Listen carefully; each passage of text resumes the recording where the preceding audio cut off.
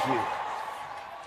I want to show you a documentary, and the reason for this is because of what has happened in our world. Many of us may not realize how we were greatly influenced to think in certain ways about certain things. For example, when you hear that the pink color is for ladies. Now you already know where I'm going. And then they say the blue is for the guys. And so this couple, they got a twin birth. So they have a boy and a girl. So they're going for shopping and they get all the blues for the guy and all the pink. Ask them, where did you learn this from? How did you know pink is for ladies and blue is for the guys? How did you know? Who told you? And then if as a guy you like pink, they say, you want to find out maybe something's wrong with you? Maybe you were supposed to be a girl. Then he starts thinking, maybe I always like pink things. Then there's a trans. And then any girl who likes blue things, they say, watch out now. Something's wrong with you. So I want to show you this documentary, and I'm sure you'll learn a lot from it. Watch this. From raw scenes of dark magic to perverse subliminal programming to evil gender ideologies, Disney is no longer the place to be for your innocent children. So let's get away from Disney!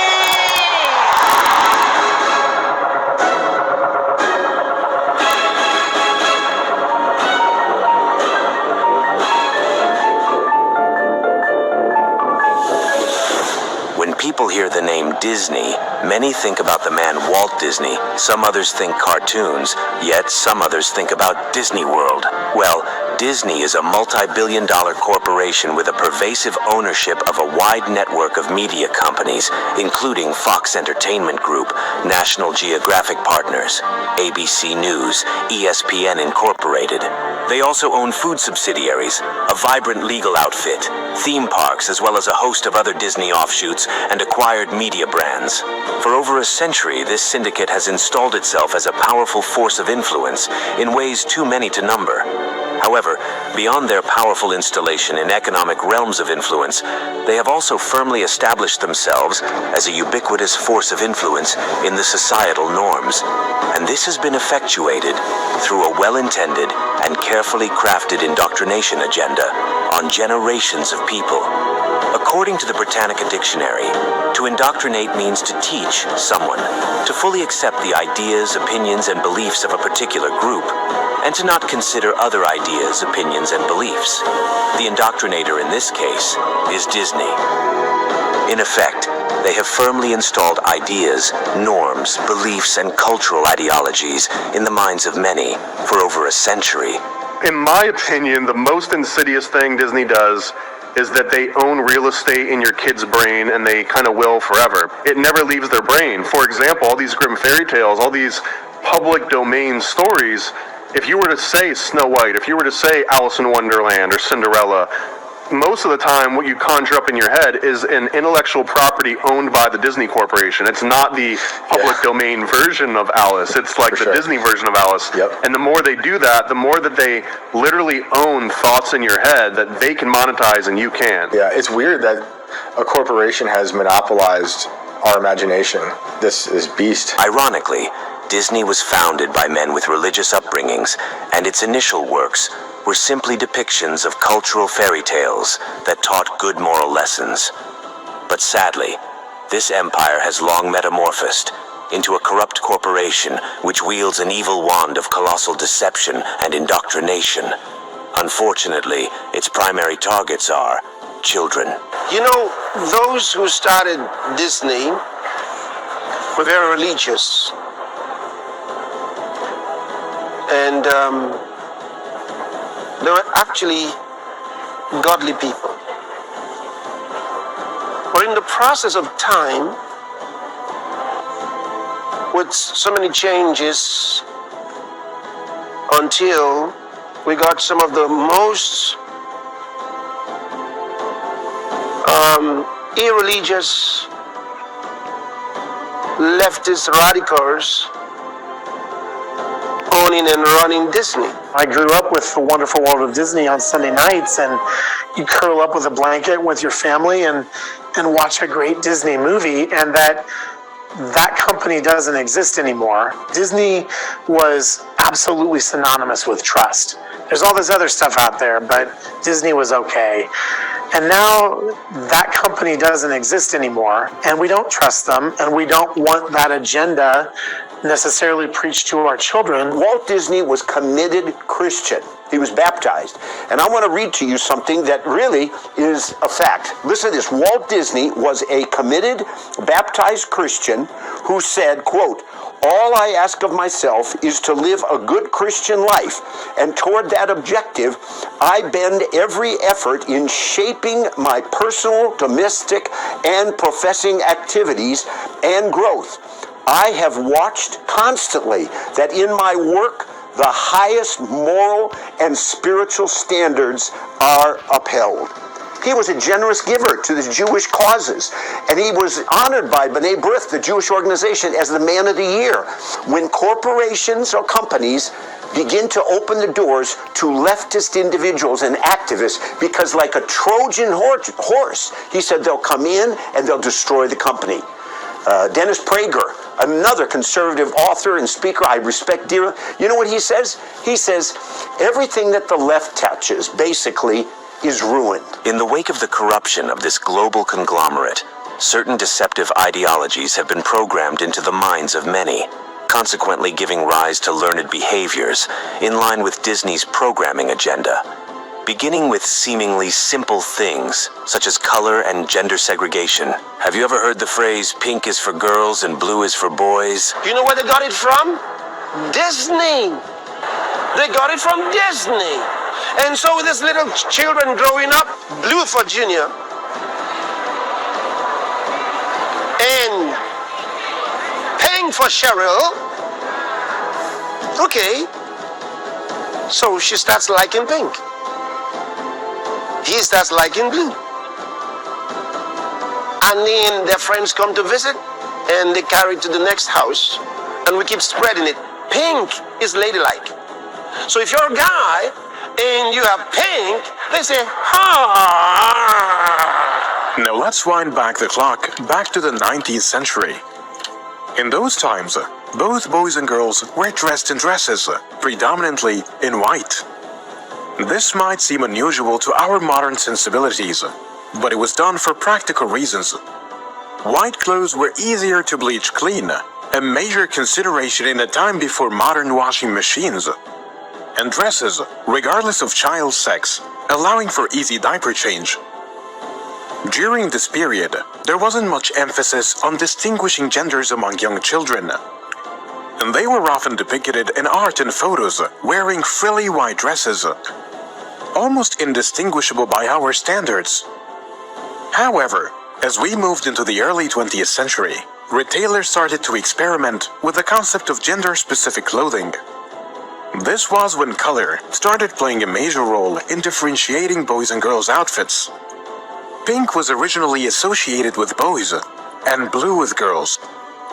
This information comes from various trade catalogs and fashion write-ups from that period.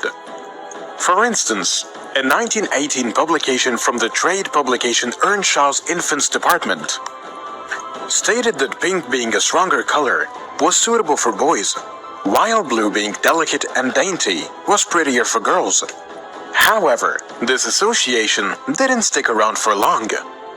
Somewhere in the mid-20th century, the color swapped genders. This gender segregation by colors exploded in the mid-20th century with Disney's marketing and merchandising strategy, which heavily marketed pink as the signature color for girls and the color blue for boys franchises, like Cars. These were often segregated in Disney stores with pink aisles for princesses and blue aisles for action figures. This further reinforced societal norms, until it became a deeply imprinted programming in the minds of many, to associate pink with girls and blue for boys. It's not just the segregation of toys, it's also the very ideas about gender that are embedded in the toys themselves. So they've done real bad things, those guys. So when they hear me talk about pink again now, they'll feel like dying. But you see, I'm only telling the truth. You see, they've deceived the whole world, making ladies believe that pink is their color, because it's called control, mind control, mind control. And they always try to see how far they can push, how far they can go, and help people drift away from the things of God. That's what they've done for many years now. So like in the 2000s, if you went to Walmart or Target or your big box stores, you'd have pink princess aisles for girls. Yeah. And you'd have the blue military-driven masculine toys for boys. Exactly, soldiers and stuff. Yeah. So I kind of like wrote about princess programming for girls and warrior programming for boys because, you know, Disney is a military-industrial partner, if not completely a corporation for the military-industrial complex, and they want to make soldiers. And this has to do, in my opinion, and a lot of other people's opinion, with mind control.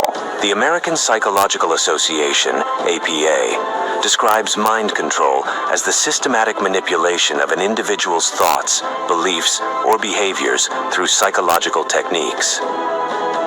In light of this, two common mind control techniques that have been deployed by Disney through the years are MK Ultra Mind Control and Monarch Mind Control. You know, there are many people who are victims of mind control, and they don't realize that that's what has happened to them. For example, the very cardinal sin in the Garden of Eden was a result of mind control. Satan played on the woman's mind, played on her thoughts. You read the scripture in Genesis chapter 3, and you see mind control. And she didn't realize what was going on. But Satan uses the same tricks today, playing on the minds of men. Large corporations do it. Countries, governments of nations do it. Disney is very much heavily involved in MK Ultra Mind Control, has been from the start. Disney was associated with Project Paperclip that brought the Nazi and fascist scientists into the U.S., and with them came MK Ultra Mind Control and the formula for application of it. So Disney's been deliberately involved in it right from the get-go. Not only is Disney's programming a staple of Monarch Mind Control, some victims even report being taken to Disney parks for programming, and a great number of Disney stars show signs of having been subjected to this form of total mind control.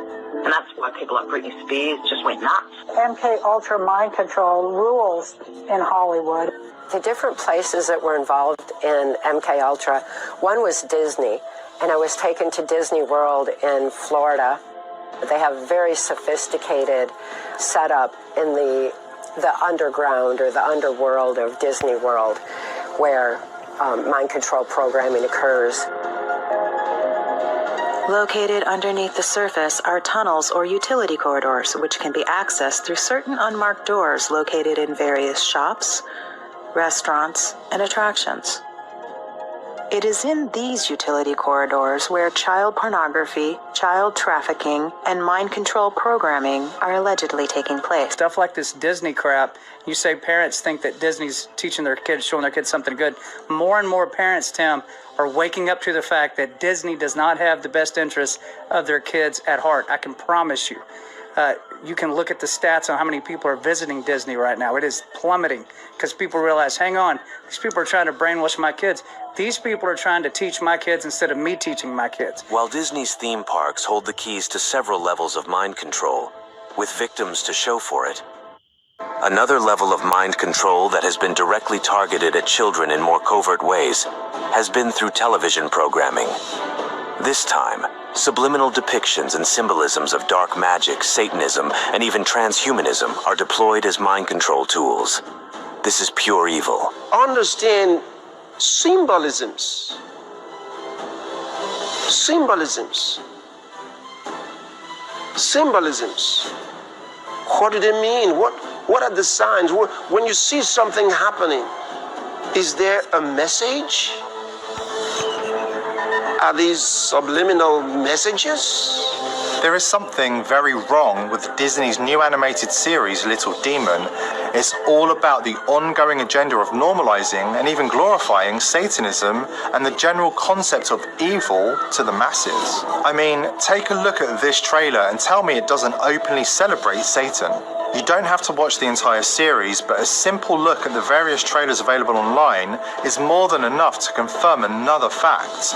Little Demon is drenched in the occult elite's agenda and symbolism. Satan gives the main protagonist cool powers that allow her to fight back against bullies at school and such. The message, Satan is your friend. Another message, witchcraft is female empowerment. Also notice the all-seeing eye in her hair. It tells you that this show was sponsored by the occult elite. Think about what Disney stands for, the Magic Kingdom. The Disney films are programming to indoctrinate children with sorcery and with magic and with superpowers and all these things that incorporate magic and the occult. I'll go over a list right now. Let's read it out. This is just a few. There's so many more probably. You have Fantasia, the Sorcerer's Apprentice. Fantasia the movie is a magical spell in which the Disney Corporation casts on the entire world in order to create something that is just fiction or magic and makes it real. And even magical rituals, they tend to gain more power the more you do them over and over. So every time someone puts on Fantasia or any Disney movie, it's really just repeating a magical incantation and making it stronger. Well, these particular cartoons contain messages that are in some cases very difficult to discern and in others very blatant. For example, in Aladdin, there is a line in the film, "Good teens, take off your clothes," which is discernible to those who are really listening for it, but not necessarily if you're not listening for it. So how's our little bow doing? Look at us. Come on, good. Take a look. Down. Wait. But you didn't know that it was there, you wouldn't hear it. The other movie, Beauty and the Beast, there, a nude woman pops up a few times in the background of Beauty and the Beast, filled with subliminal messages. Your kids are watching it, and their mind is maybe not even seeing it, but it's going into their subconscious. Words flashing on the screen over and over. Sex, nudity, filth, all the smut is just coming on the screen. Oh, those movies are harmless. They're filled with subliminal messages. Who knows what your kids are being programmed? Oh, but you know what? I'm sure that it's only just the Disney movies. I'll guarantee you it's the rest of Hollywood probably doing the same thing. And these Disney movies, at first when I was a teenager and somebody showed me this, I thought it was just a couple movies, a couple scenes. But as time has gone on, I've realized that virtually every Disney movie is packed with hundreds of subliminal messages to program the minds of your children. Okay, but then forget the subliminal message. Just the message of the Disney movies is perverted. Even if you just forget the subliminal message. I mean, forget what movies did we bring up? The Little Mermaid. A half animal, half human being. And that's perverted in and of itself. All throughout the Bible, every false god is a half animal, half human being. They're constantly merging of animals and human beings. It's paganism. It's wicked. And yet every Disney movie is pretty much based on the merging of a human being with an animal. It's described in the Bible. Okay, then they remake them. Why do you think there's remakes of Cinderella all the time? Alice in Wonderland all the time. And people say, why are they remaking it? The original is the best. They remake these films to modernize them for the next generation, for the brainwashing. They redo it because this is the type of programming that has been working for them. Why would they change the programming? The Cinderella programming has been working for them for centuries. They're not going to change the programming and create new programming because look where we're at, exactly where they want us to be. So what do? They remake it. They remake it to modernize it so the next generation can relate to it. Make it more colorful, make it more look modern day. Their pyramids, their all-seeing eyes, all of that stuff is there, part of the predictive programming, the conditioning. No doubt, the symbolisms are there. And I told you before that these things are being run from the thoughts. And that's why many of the people who are behind this don't even have a clue what's going on. That's what they've done for many years now. And some of those characters that you see in cartoons and so on. Transcripts document the close relationship between Walt Disney and FBI Director Edgar Hoover as they correspond about how to bring the FBI's influence into children's TV shows such as the Mickey Mouse Club. These child stars, as well as the children viewing these programs, have been groomed and desensitized by sexual behavior. The correlation between Disney child stars and drug addiction, crime, mental breakdowns, and dissociative behavior are merely products of the victimization they endured while being subject to Hollywood's elite producers and handlers. Transitioning from Disney into this was easy. I don't know, getting molested from your 6 to your 14 seems like way harder circumstances, or being physically abused all the time seems like a much more difficult situation than you have paparazzi following you since you were 12. I don't know. I was still being molested when paparazzi were still following me. So it's pretty hard in my mind to think about these big flashlight photographs and everyone thinking they know me and talking about me, but having no idea the type of mistreatment that I was still dealing with at that time, that everyone around me saw and did nothing. On paper, they're labeled May monsters. Sheriff Judd took it even further Thursday. They're nasty, nasty people. Among the 8 child porn arrests is 40-year-old Paul Vale of Davenport. Vale was, get this, a Disney employee working at the Cosmic Rays restaurant. Just wait until you hear what he allegedly had. Brace yourself. He was a sadomasochist. There was photographs where they had tied up babies in preparation for sexual battery. Vale faces a whopping 540 counts of child porn. That's 540 felony charges. Well, why do people like Paul Vale work at Disney? Because that's where the children are. And they want to be around children. The long line of people who have come through the Disney programming. Why do you think that is? Why do you think Britney Spears and Justin Timberlake, why do you think all these people start at Disney, okay? Then they get pushed out of Disney, go into mainstream and become big stars. Because they get your children to see them as cookie cutter and clean, so that you as a parent are supportive. You say, ooh, look at Britney Spears here. She's a nice girl in the Mickey Mouse Club. The kids become fans, right? Hannah Montana, the kids become fans, and they feel like they're growing up with her. Then they send her out of the Disney programming into the mainstream media, and her attitude changes. The way she dresses changes. She becomes sexual. Your children are now growing up with her. Now they're getting older. Now they're dressing like that. Now they're following him. Right? They get them to worship these false idols because they can relate to them. They're the same age, right? Ooh, Britney Spears understands me. I grew up watching Britney Spears. Why do you think that is?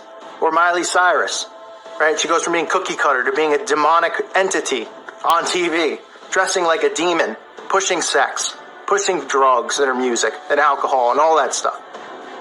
Because they get the children to start following these people, and then when they push them out into the mainstream, they'll change the way that they appear. They'll make them more adult, okay? The children are now teens. The parents can't control them anymore. Another horrible form of indoctrination the Walt Disney Entertainment Company has championed in recent times is the sinister introduction of the failed LGBTQ agenda into their programming content. In a leaked video from an internal meeting with Disney's top executives, this much was exposed. I don't have to be afraid to let's have these two characters kiss. Let's in the background. I was just wherever I could, just basically adding queerness. This is Carrie Burke, who is the president of Disney. I'm here as a mother of 2 queer children, actually, one transgender child and one pansexual child. and also as a leader. And now we know, as my son texted me this morning, Gen Z is 30 to 40% queer than the other generation's moms. So Disney better get with it. With the president of Disney's General Entertainment proudly posing as a mother of a catalog of LGBTQ children, it has therefore become more preposterously dangerous than ever to leave your children exposed to any more content from the Disney Corporation. So Disney is not the beautiful, nice company that you used to know. Lots of things have changed. So while Disney continues to toe the line of negative programming and indoctrination of innocent children to pervert their young and impressionable minds, we must now more than ever be more vigilant and arm our children with the truth of God's word, packaged in pure, healthy, godly content for children, as this would be their ultimate shield against the destructive onslaughts of the adversary in his quest to lead them down the paths of darkness and destruction. Behold, children are a heritage from the Lord. Psalm 127, verse 3.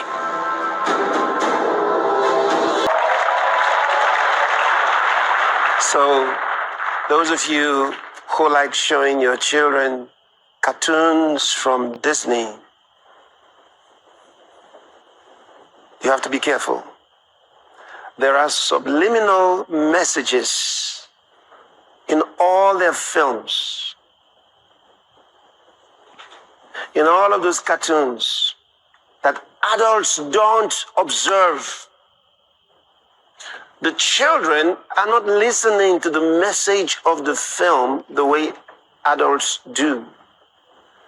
They're looking at everything on the screen from top to the bottom, and these people know it. The producers and directors know it. They know how children watch. There are things that get their attention. The adults don't see those things. And then the next thing you know, the child receives a demon because they're controlling their thoughts. Demons come to them in their dreams. Demons come to them in their thoughts because they hold those images in their minds. You have to be careful.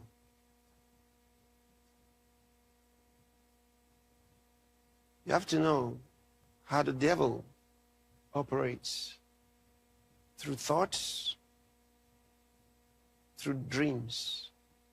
Those are very easy ways for Satan's operations and manifestations. All he has to do is give you some images or words to be played back in your mind, and then he's attracted. Then in the night, they have dreams. Any time of the day. Sometimes it leads to sleepwalking, sleep talking, and it can get worse. So stop entertaining children because you think it's entertainment. But the producers weren't thinking about entertainment. It's clothed with entertainment, but it's not entertainment, it's conversion. It's conversion, recruitment. They're recruiting an army for Satan.